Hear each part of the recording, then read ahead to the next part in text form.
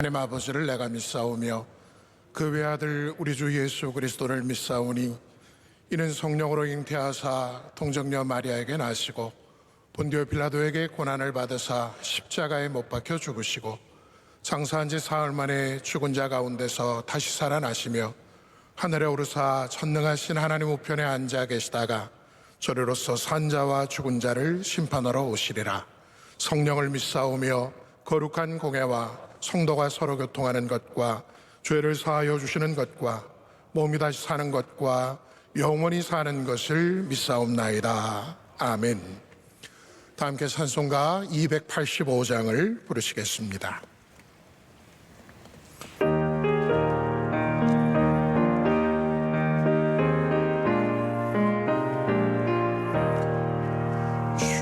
말씀 받은 그날 참 기쁘고 복되도다.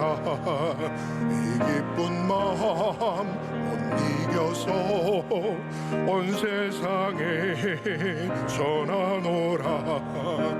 기쁜 날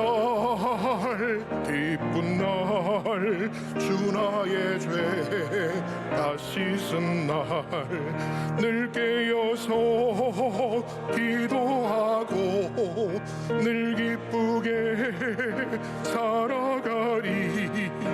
기쁜 날 주 나의 죄 다 씻은 날 이 좋은 날 내 천한 몸 새 사람이 되었으니 이 몸과 마음 다 바쳐서 영광의 주 늘 섬기리. 기쁜 날 주 나의 죄 다 씻은 날 늘 깨어서 기도하고 늘 기쁘게 살아가리. 기쁜 날 주 나의 죄 다 씻은 날 새 사람 된 그날부터 평안한 마음 늘 있어서 이 복된 말 전하는 일 나의 본분 삼았도다. 기쁜 날 주 나의 죄 다 씻은 날 늘 깨어서 기도하고 늘 기쁘게 살아가리. 기쁜 날 주 나의 죄 다 씻은 날. 아멘. 함께 기도하실 때 우혜경 집사님께서 기도 인도하시겠습니다. 주님, 이 시간 다른 곳이 아닌 주의 전에 나오게 하심에 감사드립니다. 주님, 우리가 주를 믿고 의지한다 하면서 내 생각, 내 판단 의지하여 불안과 염려했던 저희들을 불쌍히 여기시사 용서하여 주시옵소서. 이 나라 대통령과 이전자들에게 지혜와 명철을 주시며 하나님을 경외하는 이들로 가득히 채워 주시옵소서. 지금 이 순간에도 복음 사명 몸소 감당하고 계시는 열방의 선교사님들, 그분들의 간구에 응답하시며 그분들의 수고에 위로를 더하여 주시옵소서. 또한 채널과 MCM, 캄보디아, 마닐라 등 여러 나라에 있는 기관들에게 임하여 주시사 다스려 주시옵소서.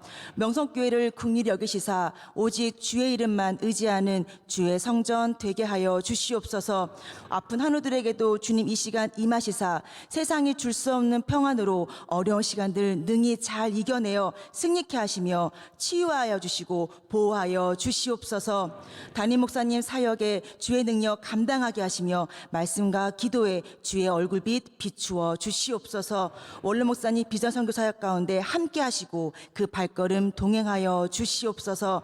주님, 이 시간 말씀을 듣습니다. 목사님을 통해서 오늘 하루 살아갈 표대를 세우게 하시며 주의 선함을 맛보아 알게 하시사 복음에 참여하는 저희들 되게 하여 주시옵소서. 이 예배 가운데 우리 안에 임하실 주님을 기대합니다. 이 모든 말씀 예수님 이름으로 기도드립니다.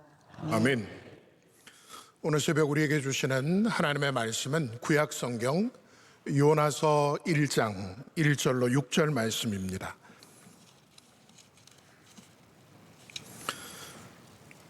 구약 1287면에 있는 요나서 1장 1절로 6절 말씀, 이 말씀을 저와 여러분 한 절씩 교독하시고 마지막 6절은 함께 합독하겠습니다. 여호와의 말씀이 아미떼의 아들 요나에게 임하니라. 이르시되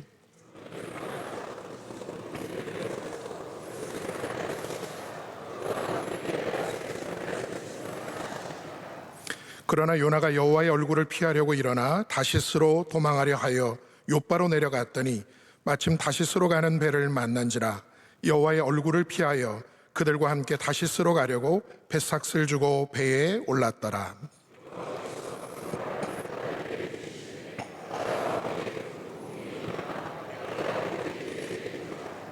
사공들이 두려워하여 각각 자기의 신을 부르고 또 배를 가볍게 하려고 그 가운데 물건들을 바다에 던지니라.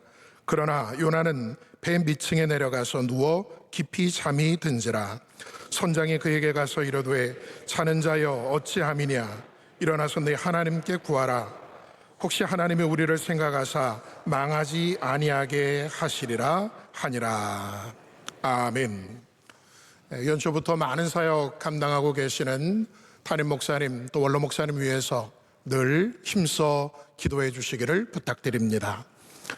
하는 일마다 실패하고 되는 일이 없던 한 남자가 내 인생에 자꾸 이렇게 꼬이는 것은 이름 때문이다 생각하고는 새해가 되자 계명을 하기 위해서 이름을 잘 짓는다고 하는 장명가를 찾아갔습니다. 장명가가 이 남자의 이름 석자가 적힌 명함을 받아들더니 대뜸 이런 이름 갖고 있으니까 되는 일이 하나도 없지. 이 이름은 딱 거지될 팔자야 하면서 100만 원을 받고서 새로 이름을 지어 주었습니다. 장명은 철학이야. 이제는 만사형통일 테니 가서 뭐든지 해봐. 자신감을 얻은 이 남자가 바꾼 새 이름으로 명함을 다시 파고 그럴듯하게 사업을 벌였습니다. 그런데 어찌된 영문인지 이전보다 일이 더 안 풀리는 것입니다. 좀 지나면 괜찮아지겠지. 그렇게 1년, 2년, 3년이 지났는데 사업이 완전히 망해서 거덜이 나고 말았습니다. 누구 생각났을까요? 3년 전에 이름 지어주었던 장명가, 그를 찾아갔습니다. 시침을 뚝 떼고 명함을 쓱 내밀었더니 장명가가 이 남자를 못 알아보고서 이렇게 말합니다. 이런 이름 갖고 있으니까 되는 일이 하나도 없지. 이 이름은 딱 거지될 팔자야.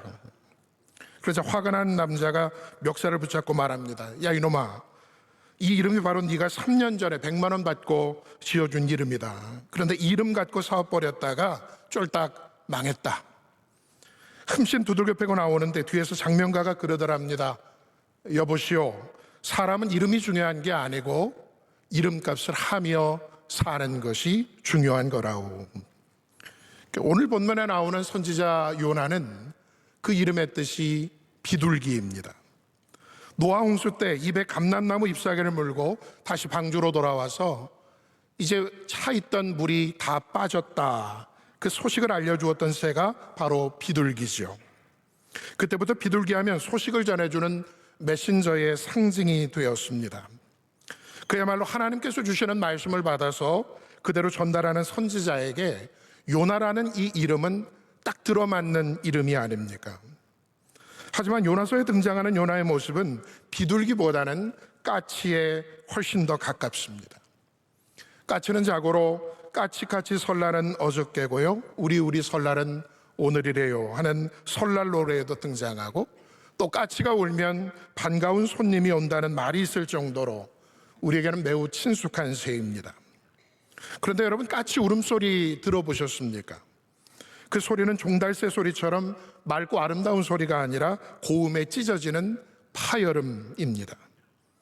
또 까치는 성격이 워낙 까칠해서 낯선 사람이 접근하면 반가운 손님이라 맞이하기 위해서 우는 것이 아니라 오지 마 이렇게 경고하고 위협하고 쫓아내기 위해서 소리를 내는 거라고 하지요.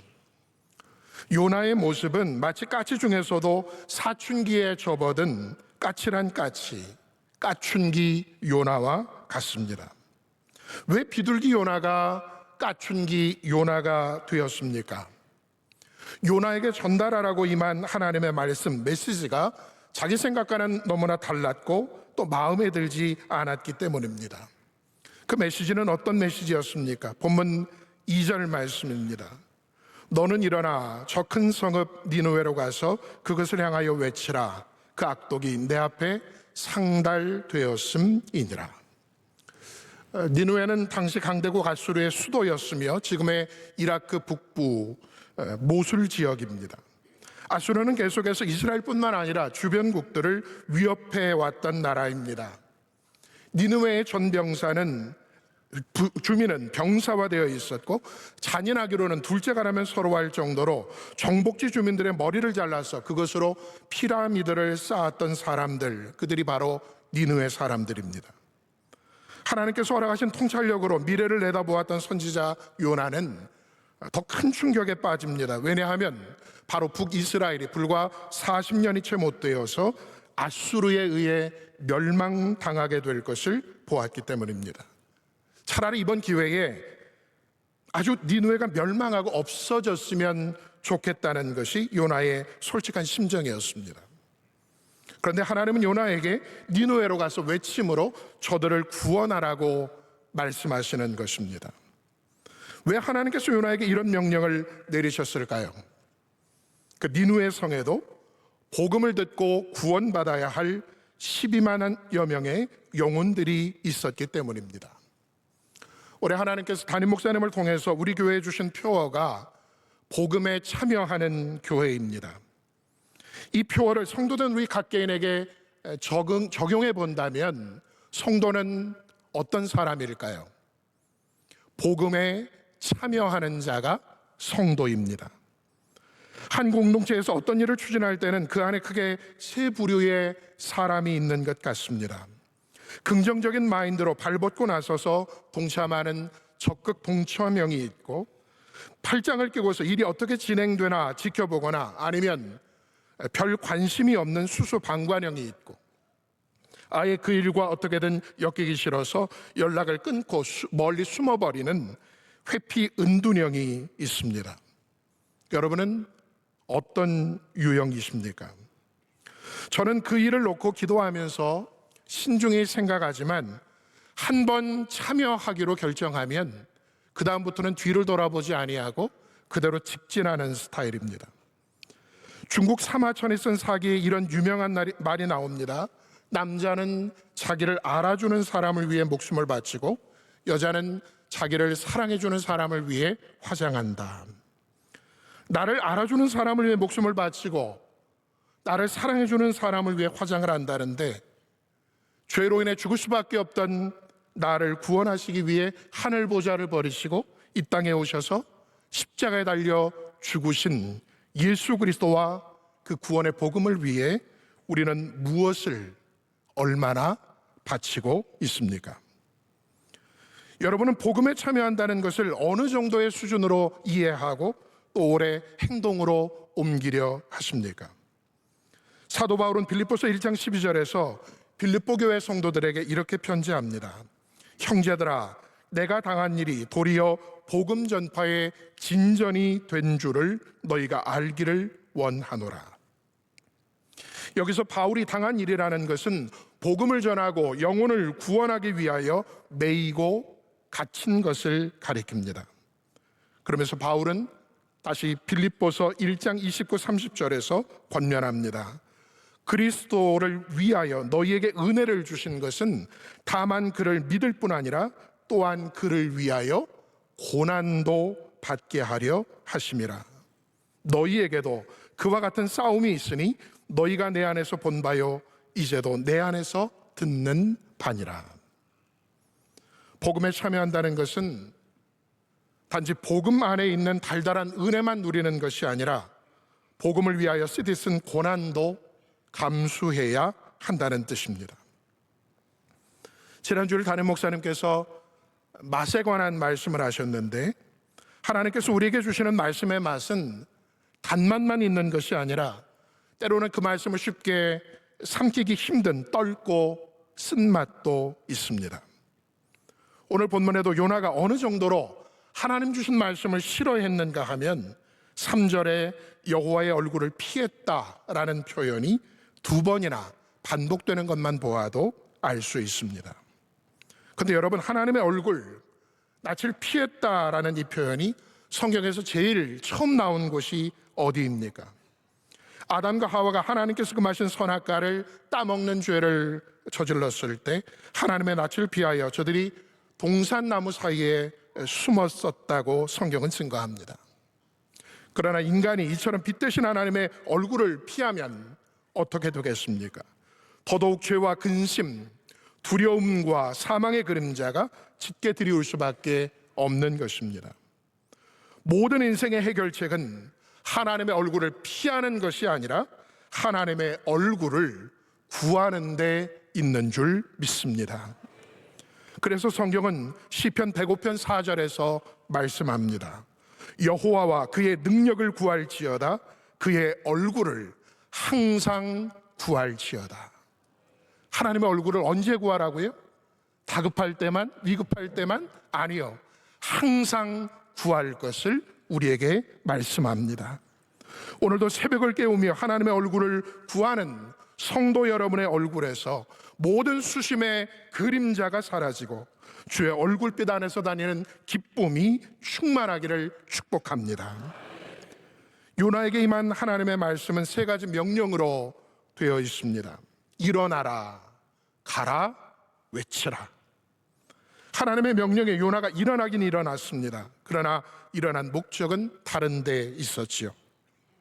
사명을 피하여 도망치려는 목적의 일하솜이었습니다. 또 가긴 갔습니다. 그러나 역시 방향이 달랐습니다. 하나님께서 가라 하신 곳은 니느웨였지만 요나가 가려 했던 곳은 정반대에 위치한 다시스였습니다. 사람들을 향하여 외치라고 하셨는데, 그러나 요나는 그 어떤 일도 상관하고 싶지 않고 또 아무에게도 간섭받기 싫어서 배 가장 아래층으로 내려가 입을 굳게 다물고 깊이 잠들어 버렸습니다. 본문 3절 서두에 나오는 그러나라는 이 말은 앞에 나온 내용을 뒤집고 반대하는 말이죠.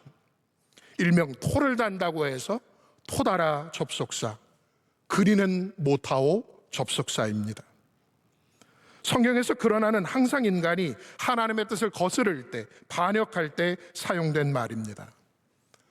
하나님께서 나에게 무언가를 명하시고 요구하실 때 우리는 종종 이렇게 반응합니다. 일단 알겠습니다 해놓고는 그러나 하나님, 이렇게 뒤에 토를 다는 것입니다. 다른 사람 다 사랑하겠습니다. 그러나 하나님, 그 사람만은 안 됩니다.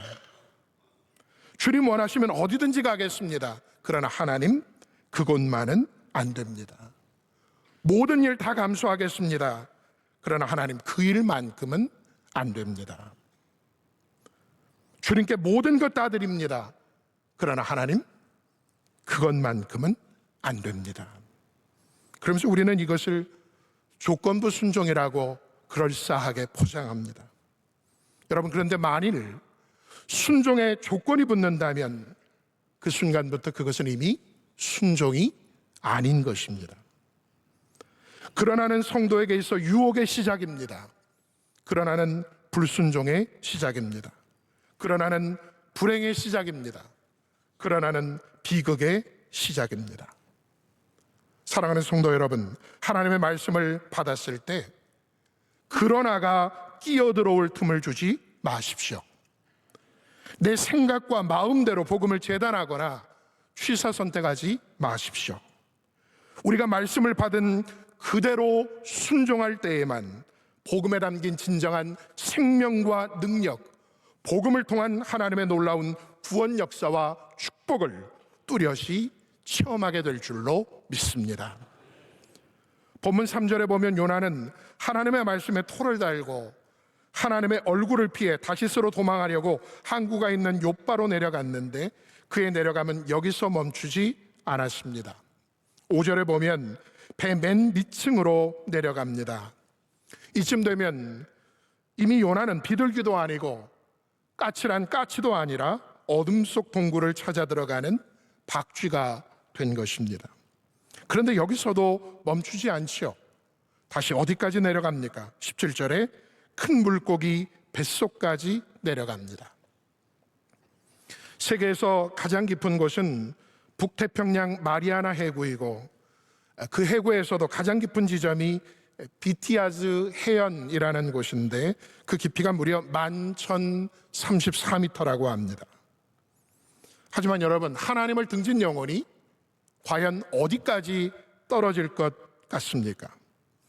성경에 무저갱이라는 곳이 나오는데 무저갱은 아예 바닥이 없는 영원한 구렁텅이를 가리킵니다. 우리가 놀이동산에서 롤러코스터를 탈 때 기구가 가장 높은 곳에서 밑을 향해 곤두박질 치면 순간 몸이 붕 뜨지요. 저는 제 몸이 안 뜰 줄 알았는데 저도 뜨더라고요. 여러분, 가장 높은 곳에서 이렇게 곤두박질 치면 몸이 붕 떠서 언제쯤 바닥에 닿을까? 그런데 가장 밑바닥까지 떨어지면 이내 또 다시 위를 향해서 곤두박질 치면서 올라가는 것을 경험합니다. 그런데 하나님을 등진 영혼이 떨어지는 무저갱은 바닥이 없이 계속 무한정으로 떨어지는 것입니다. 그 떨어짐을 멈추는 방법은 무엇입니까? 하나님을 다시 찾는 것, 하나님의 얼굴을 다시 구하는 것입니다. 지금 배 위에서는 하나님께서 요나를 깨우시려고 바다 위에 던지신 큰 바람 때문에 배는 다 깨지게 됐고 사람들은 죽을 지경이 됐습니다. 그런데 정작 사명자요 하나님의 말씀을 전해야 하는 선지자 또 메신저인 요나는 누워 깊이 잠이 들어 있었던 것입니다. 이와 비슷한 상황이 사도행전 27장에 나옵니다. 죄수 신분이었던 사도 바울이 로마로 호송되어 가는데 사람들이 바울의 말을 듣지 아니하고 무리하게 출항했다가 유라굴로라는 광풍을 만나서 배가 좌초될 위기에 처하고 구원의 소망이 사라져가고 있을 바로 그때에 바울은 요나와 달리 어떻게 했습니까? 사람들 가운데 서서 담대히 이렇게 선포합니다. 사도행전 27장 23절로 26절 말씀입니다.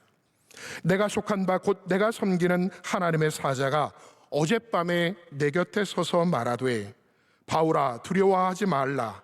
내가 가이사 앞에 서야 하겠고 또 하나님께서 너와 함께 항해하는 자를 다 내게 주셨다 하였으니 그러므로 여러분이여 안심하라.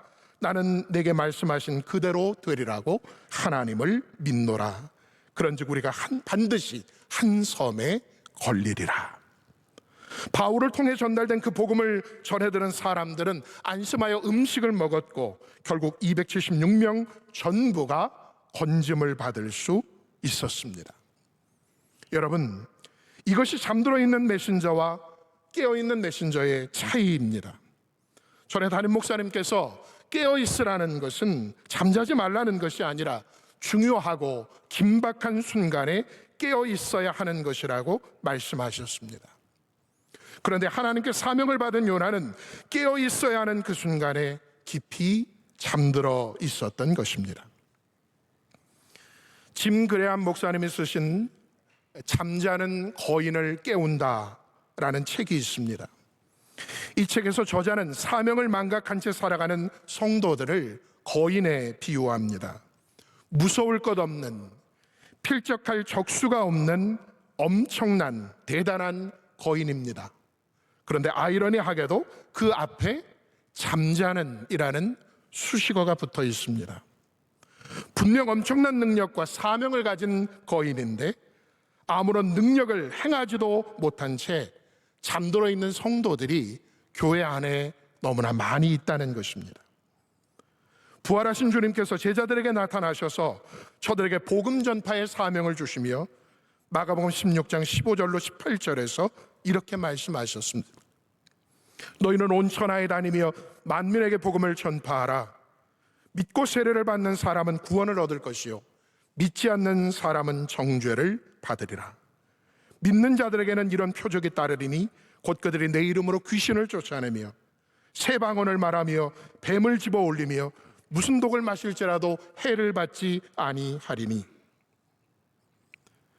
병든 사람에게 손을 얹은즉 나으리라. 하나님께서 우리에게 사명을 주실 때에는 그냥 보내시는 것이 아니라 그 사명을 감당할 능력도 함께 주십니다. 그러나 잠들어 있다면 그 어떠한 하나님의 역사도 하나님의 능력도 드러낼 수 없는 것입니다. 하나님은 결국 본문 6절 선장의 입을 확성기 삼으셔서 깊이 잠자던 요나를 깨워 일으키십니다. 자는 자여 어찌함이냐 일어나서 내 하나님께 구하라. 혹시 하나님이 우리를 생각하사 망하지 아니하게 하시리라. 여러분, 오늘 우리가 왜 죽지 않고 살아서 호흡하고 있을까요? 왜 아직도 많은 사람들이 잠들어 있는 이 새벽에 우리가 깨어 있을까요? 하나님께서 오늘도 나에게 주시는 복음의 사명이 있기에 우리가 지금 살아있고 이 새벽 깨어 기도하게 하시는 것인 줄 믿습니다. 사랑하는 성도 여러분, 오늘 새벽 주신 말씀 속에서 우리는 두 가지를 점검해야 할 것입니다. 나는 지금 복음에 참여하기 위하여 하나님의 얼굴을 구하며 니느웨를 향해 가고 있습니까? 아니면 하나님의 얼굴을 피해 정반대 다시스로 향해 가고 있습니까? 나는 지금 사명을 위해 깨어있는 자입니까? 아니면 사명도 삶의 목적도 상실한 채 깊이 잠들어 있는 자입니까? 오늘도 깊은 잠에서 깨어나 하나님께서 일어나라, 가라, 외치라 명하시며 보내시는 그 사명의 현장에서 힘써 복음에 참여하는 명성의 모든 성도들 되시기를 주님의 이름으로 간절히 축복합니다. 이 시간 함께 우리 통성으로 기도하겠습니다. 오늘도 하나님께서 일어나라, 가라, 외치라 명하시며 보내시는 사명의 현장에서 깨어 복음에 참여하는 영적 거인으로 살게 하옵소서. 2024년 힘써 일할 교회 일꾼과 재직들이 세워졌는데 이번 주일 저녁에 있을 재직 수련회를 통해 모두 성령으로 충만하여 올해 교회에 큰 부흥이 있게 하옵소서. 밤낮으로 쉬지 않고 기도하며 많은 사역 감당하고 계시는 담임 목사님, 원로 목사님을 능력의 장중에 붙드셔서 강건케 하여 주시옵소서. 다 같이 주여 세 번 크게 부르짖고 기도하겠습니다. 주여, 주여, 주여. 아버지 하나님, 오늘도 우리를 하나님의 얼굴을 구하는 자 되게 하시고 깊이 잠들었던 잠에서 우리를 깨어 하나님께 기도하게 하시며 하나님께 주셔서